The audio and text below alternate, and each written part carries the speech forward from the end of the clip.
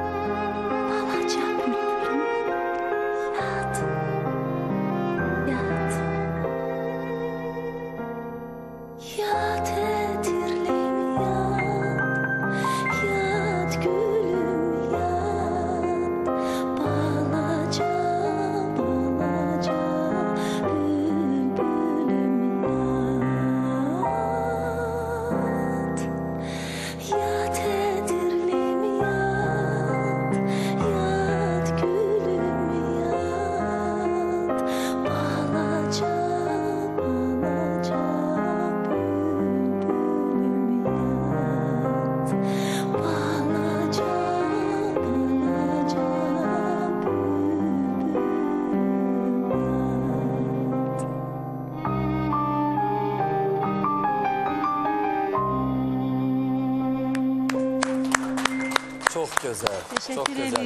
Teşekkür edirəm oxuduğum bu laylar mahnıları festivalında bəyənilən mahnıda xanım hazırlamışdı mahnını, siz oxudunuz orada. Bəli, Gəncə Tamaşaçılar Teatrında da oxumusunuz. Bəli, İlyas müəllimin sözlərinə yazılmış gözəl laylar mahnısıdır. Bu Şəki tərəfin insanları, Şəki haqqında mənim şeirimdə var. Deyirəm ki, Pöhrəli düzləri ceyran izlidir. Qaragöz qızları qaynar gözlüdür. Şirin ləhcəlidir, şirin sözlüdür. Noğuldur, navatdır, şəkərdir şəkil.